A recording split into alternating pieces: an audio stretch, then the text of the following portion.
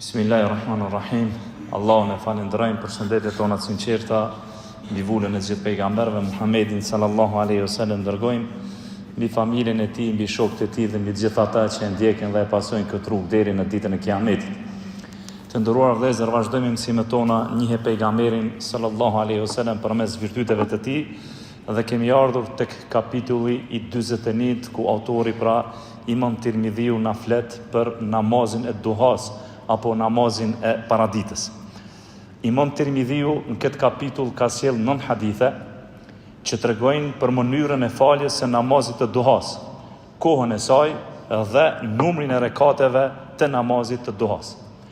Namazi i duhas o vëllezër zë pozit lart tek Allah subhanahu wa taala dhe është nga namazet nafile, gjë që e dëshmon vepra pejgamberit alayhi salatu wasalam, po ashtu e dëshmojnë edhe thënjet e pejgamberit alayhi salatu wasalam.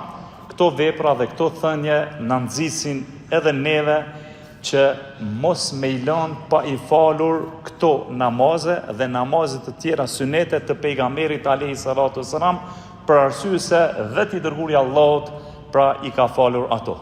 Mbi të gjithash, ky namaz, namazi i duhas, ka vlerë dhe shpërblim të madh tek i Madhi Zot për ato i cili e fal këtë namaz.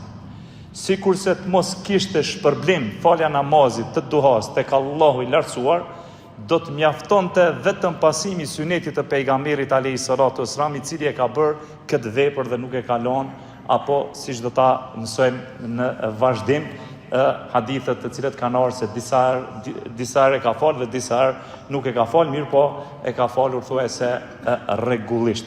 Për atë, nëse robi ngritet dhe bën një vepër për hir të Allahut të lartësuar, i Madhi Zot do ta shpërblen robin kur ai e bën veprën për të, padyshim edhe ai i cili e fal namazin e duhas do të shpërblehet tek i Madhi i lartësuar. Sa i përket vlerës dhe rëndësisë së faljes së namazit të duhas, e kemi hadithin e Ebu Hurerës radhiyallahu anhu që e gjejmë tek Imam Buhariu, ku Ebu Hurera radhiyallahu anhu thotë se i dashurim pejgamberi alayhi salatu wasalam ka porositur me 3 gjëra. Dhe këto 3 gjëra thotë nuk ka milon deri në vdekje. Dhe të parën e përmend agjërimin e 3 ditëve në çdo muaj, e dyta thotë është namazi i duhas dhe e treta faljen e vitrit para se me nxon xhumi. Pra ky hadith i Ebu Hurerës është argument se namazi i duhas na çen nga porositë e pejgamberit sallallahu alaihi wasallam. Po ashtu e gjejmë edhe hadithin e Abu Dharrit që e transmeton Imam Muslimi me numrin dorë 720, se i dërguari i Allahut ka thonë: çdo mëngjes secili prej jush është i obliguar që për secilën nyje të trupit të tij me dhënë sadaka. Pastaj thot i dërguari i Allahut: çdo subhanallah e thën është sadaka. Çdo elhamdulillah e thën është sadaka. Çdo Allahu Ekber e thën është sadaka. Udhëzimi drejt së mirës është sadaka. Ndalimi drejt së keqes është sadaka. Dhe pastaj thot pejgamberi alayhi salatu wasalam: gjitha këto vepra i zaventson kur njeriu i fal 2 rekate namaz të duhas. Pra namazi i duhas po i mbulon gjitha këto vepra që i tregoi i dërguari i Allahut Muhamedi sallallahu alaihi wasallam. Pra namazi i duhas për muslimonin i zaventson gjitha këto vepra dhe gjitha këto sadaka që duhet të për t'i dhënë robi që nga momenti i lindjes së diellit pra deri në përfundim për nyjet dhe eshtrat e trupit të tij. Andaj njeriu o vëllezër ka nevojë që për çdo nyje, për çdo asht me dhënë sadaka. Dhe gjitha kjo vjen si falendrim ndaj Allahut të lartësuar, i cili neve na ka dhënë trupin e shëndosh. Dhe kjo zaventsohet me 2 rekate të namazit të duhas. Prandaj kur robi ngritet për të falur namazin e duhas, gjitha pjesët e trupit të tij pra i nënshtrohen dhe i përulen Allahut subhanahu wa taala. Dhe kjo është arsyeja që këto 2 rekate të namazit të duhas llogaritën të mjaftueshme për të falendëruar Allahun për mirësinë e nyjeve dhe për mirësinë e shëndetit të tij. Transmetohet hadithi nga Zeid ibn Arqam, i cili thot se pejgamberi alayhi salatu wasallam thot: namazi i edhabinve, apo namazi i të devotshmeve, apo namazi i duhas, fillon kur rëra fillon t'i djeg thundrat e deveve. Fillon kur rëra fillon t'i djeg pra thundrat e deveve. Këtë hadith e gjejmë tek Imam Muslimi.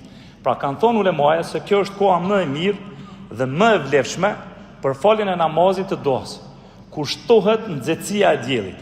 Pra në këtë kohë devet e vogla edhe e shtohen për ujë, po ashtu edhe dielli fillon me i djeg thundrat e tyre apo këmbët e tyre. Ndërsa koha faljes së namazit të duhas fillon o vëllezër nga lindja e diellit dhe vazhdon derisa dielli të ngritet në lartësinë e tij sa një shtiz. Domethënë fillon 15 minuta pas lindjes së diellit derisa dielli pra të kalon në zenit. Dhe autori e vëllezër e nis këtë temë me hadithin 288 nga Muadhete, e cila thotë se e kam pyetur Aishën. Pejgamberi a falte namazin e duhas? Thot po, u përgjigj Aisha. Pastaj thot Aisha radiallahu anha se i dërguari i Allahut i ka fal 4 rekate namaz duhas, por nga njerë shtonte arsa dëshironte Allah. Dhe këtë hadith e gjejmë tek Imam Muslimi.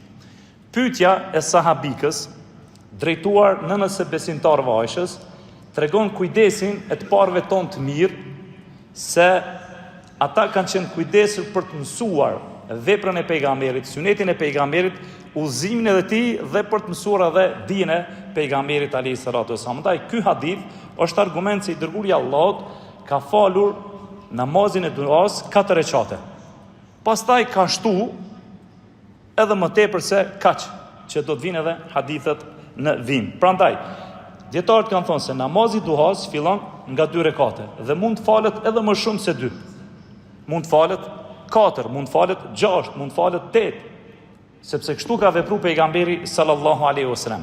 Po ashtu e gjejmë edhe fetvën e dietarëve të komitetit të përhershëm të fetvave të Arabisë Saudite, të cilët kanë thonë se namazi i duhas është sunet. Pastaj thonë, më së paku i ka 2 rekate. Dhe nuk ka numër të kufizuar të rekateve. Domethënë nuk mundesh me prej me thon kaq. Po pastaj çfarë thonë? Megjithatë, më mirë është mos mu te kalu tek 3 rekate, se të na vjen edhe hadithi i Umuhanit ku i dërguari i Allahut i ka fol 8 rekate namaz të duhas. Mirë po thonë, më mirë është mos mu te kalu 8 rekate. Dhe pas çdo 2 rekateve duhet me dhon selam, duke e pasur parasysh veprën e pejgamberit alayhi salatu wasalam, ku i dërguari i Allahut thot në hadithin të saktë se namazi natës dhe i ditës është nga 2 rekate. Pra nga 2 rekate. Pra jo mi fal 4 bashk, por falen 2 nga 2. Dhe pastaj autori na sjell hadithin 289 nga Anas ibn Malik radiallahu anhu, i cili thot se pejgamberi alayhi salatu wasalam e falte namazin e duhas 6 rekate. Ky hadith i pejgamberit sallallahu alaihi wasallam nga Enesi tregon se i dërguari i Allahut namazin e duhas e ka fal 6 rekate. Por ky hadith nuk e kundërshton hadithin e përmendur të Aishës radhiyallahu anha. Sepse çfarë tha Aisha? I dërguari i Allahut Muhamedi sallallahu alaihi wasallam i ka falur 4 rekate namaz duhas, por nga njerë shtonte arsa dëshironte Allah i lartësuar, që i bie ka falur më shumë se sa 4 rekate.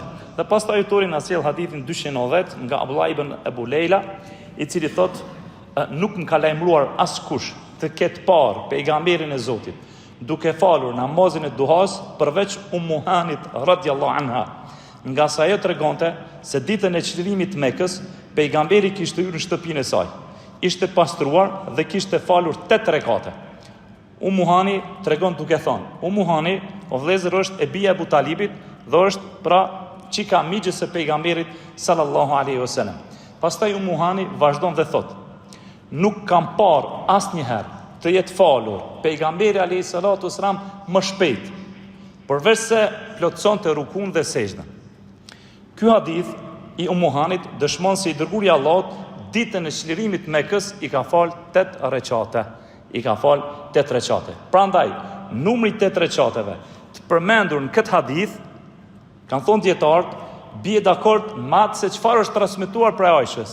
Çfarë është transmetuar prej Aishës? Ka thonë se i dërguari i Allahut nganjëherë ka shtu më tepër, arsa ka dashur Allah i lartësuar. Pra, nuk e ka prej që i ka fal vetëm 2 ose 4 ose 6, por ka fal edhe më tepër arsa ka dashur Allah i lartësuar.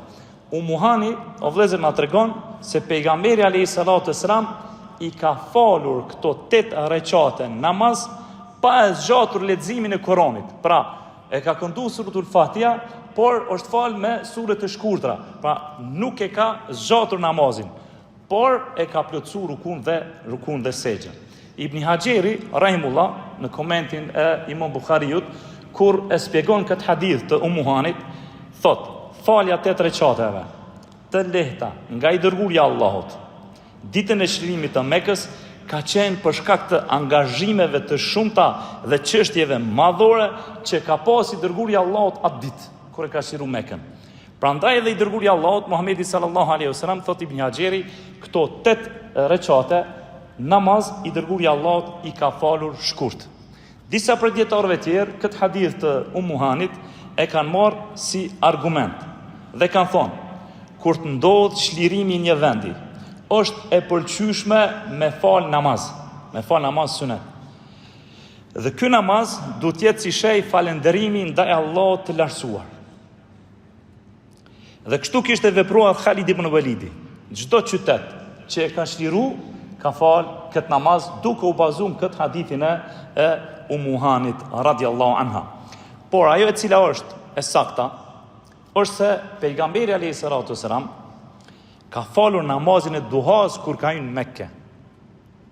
Ka fal namaz duhas, jo namaz të çlirimit të Mekës, por ka fal namaz të duhas, sepse na tregon hadithi tjetër që është tek Imam Muslimi, që transmetohet nga Umuhani, e cila thotë se pasi u la i dërguari i Allahut, i mori dhe i veshi rrobat e veta dhe fali 8 recate namaz të duhas. E bën preciz, dhe i fali 8 recate namaz të duhas. Pra hadithi është tek Imam Muslimi me numrin dorë 336. Pastaj autori i vëllezër na sjell një hadith tjetër nga Abdullah ibn Shekik, i cili thotë se e kum pyet nënën e besimtarëve Aishën. Oj Aishë, a ka fal pejgamberi alayhis salatu wassalam namaz të duhas? Ka thonë jo. Oj Aishë, a ka fal pejgamberi alayhis salatu wassalam namaz të duhas? Ka thonë jo. Përpos atëherë kur pejgamberi alayhis salatu wassalam kthehej prej udhëtimit, është përgjigjur ai. Domethënë Shekiku e ka pyet Aishën radhiyallahu anha. Pra ky hadith i Aishës në dukje kundërshton gjithë hadithet e sakta që u përmendën më herët për faljen e namazit të duhas nga i dërguari i Allahut. Dhe ky hadith i kundërshton edhe veprën e sahabëve të tjerë, po ashtu kundërshton edhe vetë veprën e pejgamberit si i dërguari i Allahut ka bë namaz të duhas. Dhe dietarët e vëllezër i kanë ndarë hadithet që flasin për namazin e duhas në 3 kategori, në 3 grupe.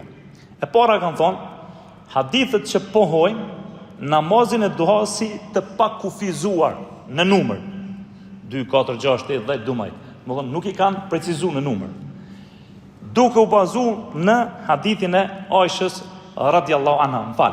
Hadithet që pohojnë namazin e duhas si të kufizuar vetëm hadithet që pohojnë namazin e duhas si të pakufizuar. Pra, kur e kanë ndarë dietarët këtë çështje në 3 pika. E para kanë thonë, hadithet që pohojnë namazin e duhas si të pakufizuar, jo të precizuar në numër, 2, 4, 6, 8, 10, 12, por më shumë. Dhe janë bazuar në fjalën e Aishës radhiyallahu anha, e cila thotë se i dërguari i Allahut i ka fal 4 recate dhe nganjëherë ka shtu asa ka dashur Allah i lartësuar. Në 2.2 kanë thonë hadithet që pohojnë namazin e duhas si të kufizuar vetëm pas udhëtimit. Dhe përsëri janë bazuar në hadithin e Aishës radhiyallahu anha, kur është pyet prej Abdullah ibn Shekikut, a ka fal pejgamberi alayhis salatu wassalam namaz të duhas? Ka thonë jo, përpos atëherë kur është kthy prej udhëtimit. Hadithi është tek Imam Buhariu, dhe hadithi është sahih. Dhe e treta kanë thonë hadithet që mohojnë faljen e rregullt të namazit të duhas nga pejgamberi alayhis salatu wassalam, siç është përsëri hadithi i Aishës që transmeton Imam Buhariu me numrin dorë 1128, ku thot Aisha, asnjëherë i dërguari i Allahut nuk e ka falur namazin e duhas, por unë e fali atë. si me I bo bashkë gjitha këto çfarë kanë thonë ulemaja. Dhe gjitha këto hadithe të cilat ne I lexuam që Imam Tirmidhiu I kishte renditur në kaptinën e namazit të paraditës, pra namazit të doës. Kanë thonë, Aisha radhiyallahu anha transmeton duke mohuar se pejgamberi alayhi salatu wasalam ka falur namaz të duhas. Mirë po, ajo nuk e ka mohuar ekzistencën e faljes së namazit të duhas. Pastaj çfarë kanë thonë? Kjo tregon se hadithet të cilat I ka transmetuar Aisha radhiyallahu anha të faljes së namazit të duhas janë hadithe të cilat ajo I kanë dëgjuar. Jo që Aisha radhiyallahu anha e ka po vetë pejgamberin alayhi salatu wasallam duke falur namaz të duhas. Kjo tregon se pejgamberi alayhi salatu wasallam nuk e ka falur namazin e duhas në mënyrë të rregullt. Ka herë ka fal, ka njerë nuk e ka fal. Prandaj Aisha radhiyallahu anha në kohën kur I dërguari Allahut nuk e ka fal namazin e duhas, ai nuk e ka po. Po ashtu Aisha radhiyallahu anha nuk e ka po pejgamberin alayhi salatu wasallam tu e fal namazin e duhas kur ai ka qenë në shtëpinë e tij, ndërsa kur ka qenë në xhami ose kur ka qenë shtëpinë e grave tjera, pejgamberi alayhi salatu wasallam pra e ka fal namazin e duhas. Po ashtu kemi hadithin e Imam Muslimit që transmetohet nga Ka'b ibn Malik, I cili thotë se I dërguari Allahut ishte kthyer nga udhëtimi I paradite dhe fillimisht ka hyrë në xhami. I ka fal 2 rekate të duhas dhe aty u ndal pak. Pra ky hadith është tek Imam Muslimi që I dërguari Allahut kur është kthyer për udhëtimin nuk ka shku drejt në shtëpi, por fillimisht ka hyrë në xhamin vet dhe aty I ka fal 2 rekate namaz të duhas. Të precizuar namaz të duhas. Për këtij hadithi ulemaja kanë nxjerrë shumë dobi. Prej tyre kanë thonë, kjo është vepër e dobishme edhe për shokët e tij. Domethënë I dërguari Allahut nuk ka shku direkt në shtëpi.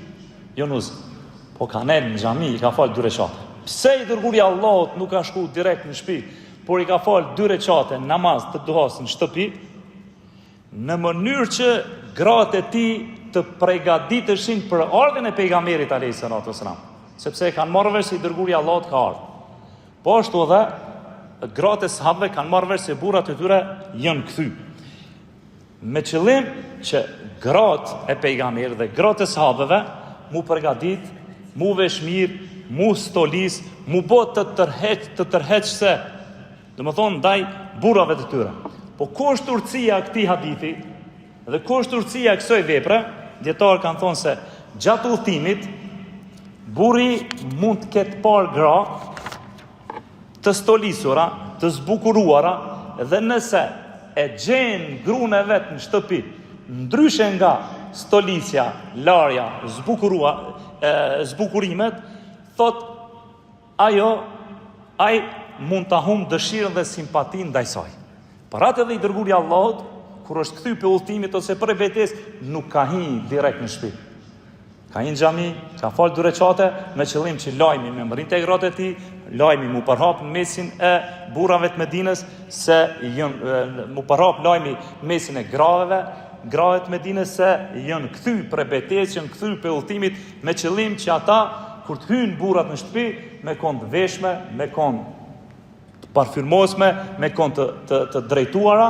Për këtë arsye I dërguari Allahut Muhamedi sallallahu alaihi wasallam e ka bë këtë vepër. Ndërsa neve sot Allahu subhanahu wa taala na ka lecuar një gjë të tillë, domethënë para se marrëm xhami, mundëm me bë telefon në shtëpi dhe me tregu se kena zbrit ose jemi këtu, po vim deri te shtëpia, sepse nuk e din, në shtëpi gruaja është duke marrë me pastrimin e shtëpisë, është duke gatu e kështu me radhë, dhe ti kur futesh e shen një gjë të tillë, mund të ndodhë që pra ajo me zbut apo me zbe simpatin apo dashnin që e ki ndaj saj, edhe pse dietarët kanë thonë se më mirë është që me shku në xhamin e mahallës, me I fal 2 rekate, me praktiku këtë sunet të pejgamberit alayhi salatu wasalam si respekt ndaj shtëpisë së Allahut dhe sepse shtëpia e Zotit pra është qendër e jetës tonë. Po ashtu kemi hadithin që e përmendëm në fillim të Ebu Hurajrës, I cili thotë se jam nxitur nga pejgamberi alayhi salatu wasalam që të jem I vazhdueshëm në faljen e namazit të duhas,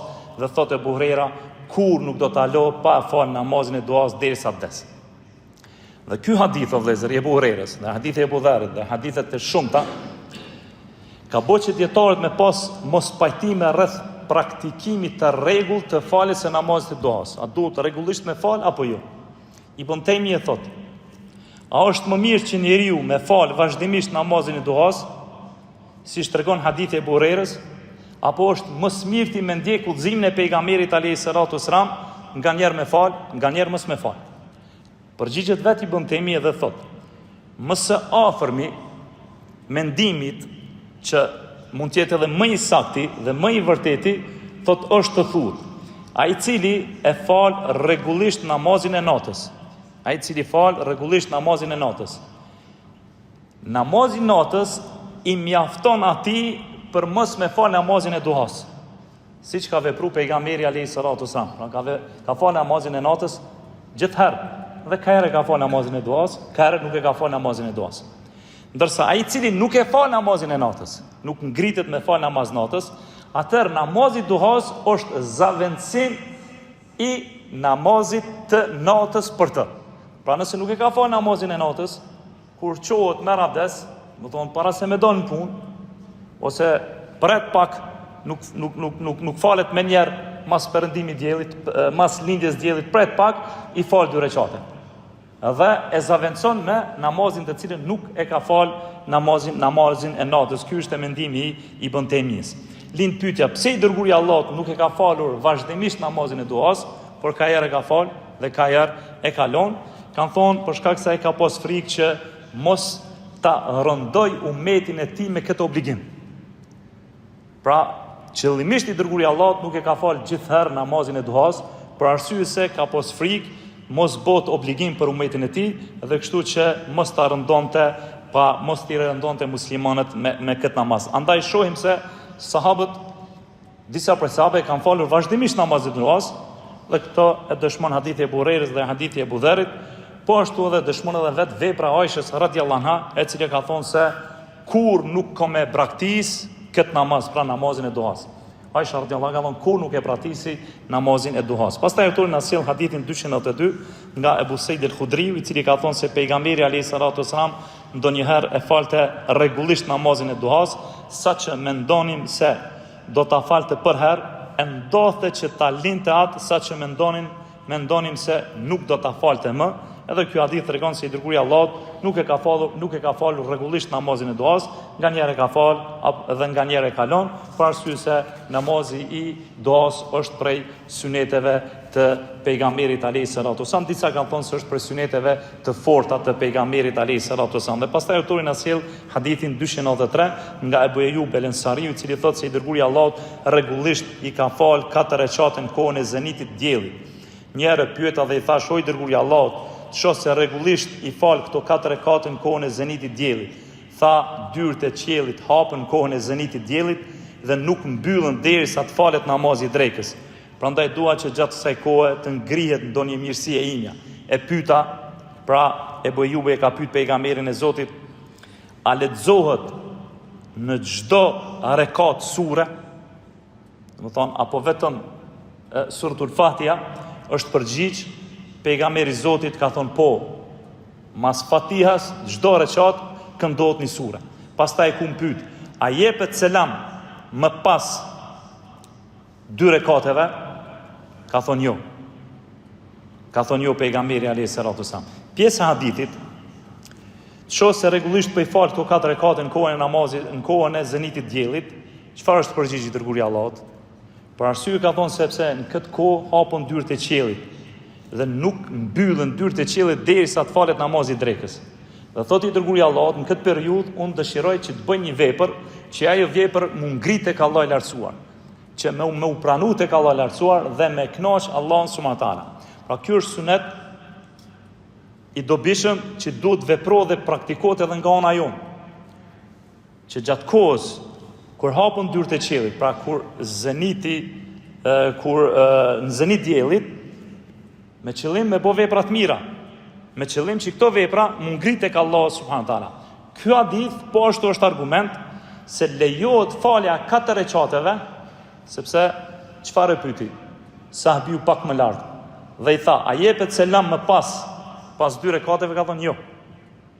Ky hadith është argument që e kanë marrë si bazë, si argument ulemaja, kanë thonë se lejohet falja e 4 rekateve nga një herë, jo me 2 ulje, po vetëm me 1 etejat në fund. Vetëm me 1 etejat në fund.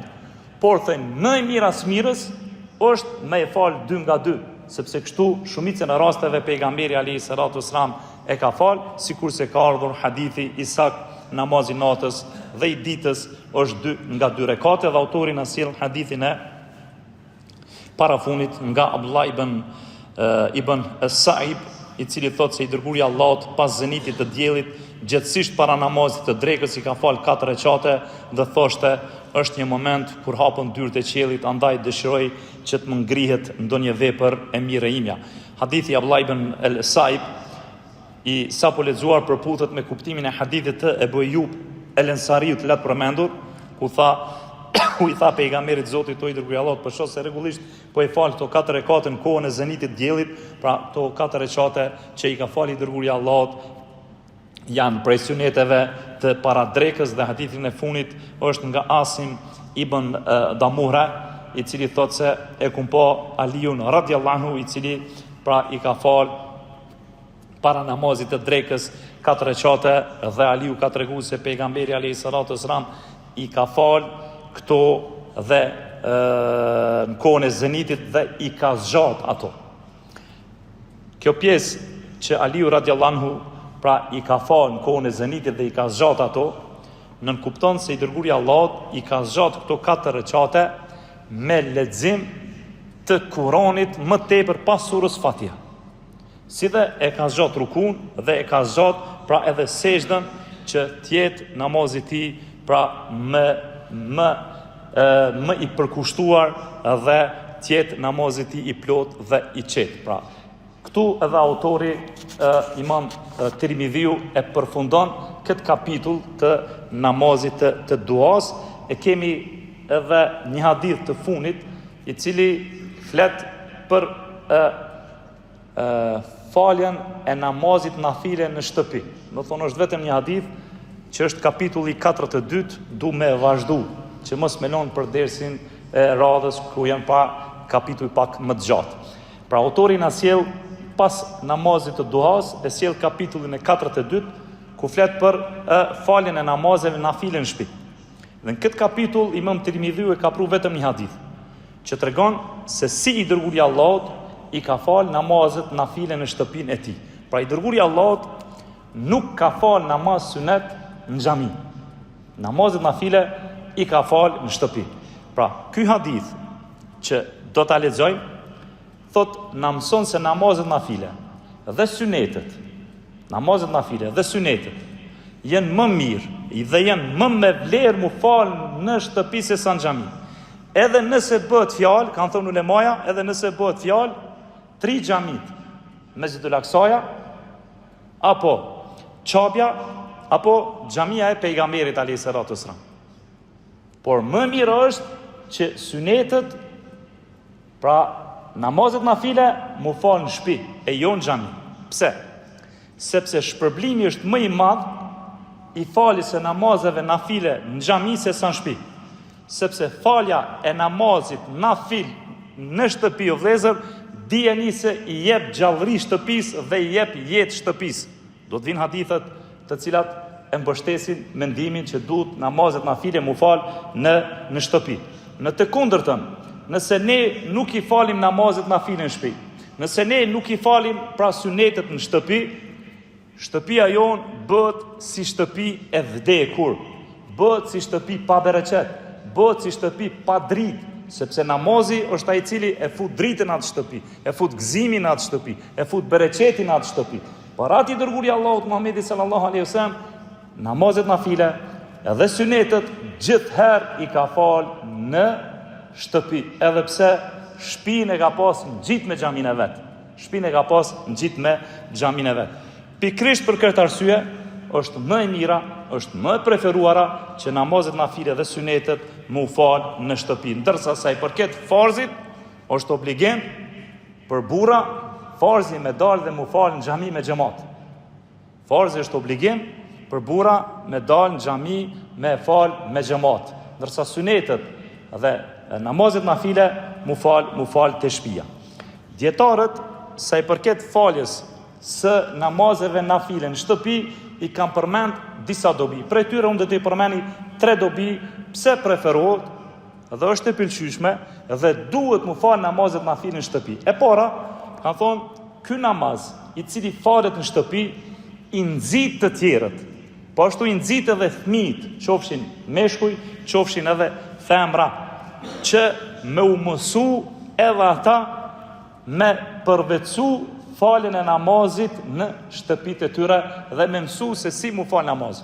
Dhe ju e dini shumë mirë që nëse prindi ngritet me fal namaz, pra e vladi vet edhe ai mundohet me imitu babën e vet, me imitu nonën e vet kur bën namaz në shtëpinë e vet. Kjo është një prej dobive të para. E dyta kam përmend se namazi apo namazet nafile dhe sunetet kur falen në shtëpi e largojnë shejtonin prej shtëpisë. Shejtoni si të një në zonin, apo shejtoni si të shes se ti duke fal namaz, ai nuk rrin aty. S'ka vend, hik, largohet. Dhe treta kanë thonë se kur shejtoni largohet për shtëpisë, për shkak të namazit tënd, për shkak të faljes së namazeve nafile, apo edhe farzeve, që ndodh mi fal edhe farzet, ajo shtëpi kanë thonë mbushet me bereqet, ajo shtëpi kanë thonë mbushet me rahmet dhe mëshirë, dhe në atë shtëpi do të ketë rehatllëk, ka me pas qetësi. Dhe kanë përmend edhe shumë dobi tjera, mirë po unë po i përmendi vetëm këto 3 dobi të faljes së namazit nafile në shtëpi, dhe autori e sjell një hadith që është me numër 297 nga Abdullah ibn Sa'd, i cili thot: e kum pyet pejgamberin alayhis salatu selam se cili është namazi më i mirë. A është namazi më i mirë në shtëpinë time apo në xhami? Që është për qëllim namazet nafile, sunetet. Pejgamberi alayhis salatu selam është përgjigj: a e sheh se sa afër e kam xhamin afër shtëpisë time? Thot i dërguari Allahut: të falem në shtëpi është më dashur për mu se sa të falem në xhami përveç farzeve. Edhe pse i dërguari Allahut e ka pas shtëpinë, xhamin gjithë me shtëpinë, por sunetet i ka fal në shtëpi. Sunetet i ka fal në shtëpi, ndërsa farzet i ka fal në xhami. Po ashtu ka ardhur edhe hadithi i Zeid ibn Thabitit, që e gjem tek Imam Buhariu me numër 731, ku pejgamberi alayhis salam ka thonë: o njerëz, faluni nëpër shtëpi tuaja, sepse namazi më me vlerë për mashkullin është namazi që falet në shtëpi përveç farzit.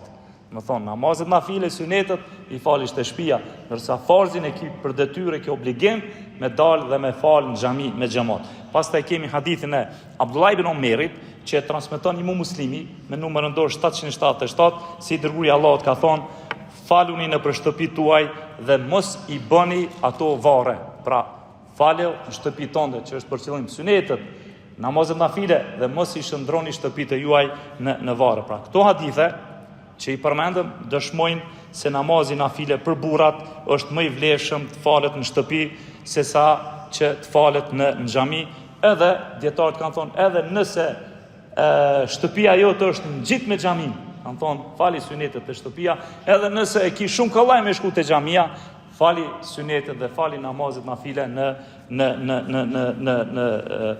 shtëpinë tënde, sepse namazi nafile ka më shumë vlerë më falë në shtëpi se sa në xhami, për vetëm namazit farz që je i obliguar për me shku me falë namazin farz në xhami me xhamat. Por ndodh që insani është në punë ose është për gut, atëherë nuk guxon me i lënë mos me i falë të sunete, por i falë të xhamia edhe vazhdon punën e vet për ku është nis. Por ndryshe në shumicën e rasteve kur ka kohë i falë në shtëpi. Nërsa kur është i në zonë, i falë në xhami, nuk është mirë me i lënë, aq se kur çket e shtëpia, jo, më mirë është fali, sepse të del ndonjë punë ose habitesh ose të thirr dikush, kështu që të hik namazin nafile pa u fal krejt, por falesh i fal te xhamia. Por nëse je në shtëpi e ke një zonin të thirr ose pak para e zonit, fale namazin sunet, fali namazin nafile te shtëpia, edhe pastaj hajde dhe fale farzin. Ky ishte dersi jon për sonte. O sallallahu alaihi wasallam, Allah ju shpërblet për ndëgjim.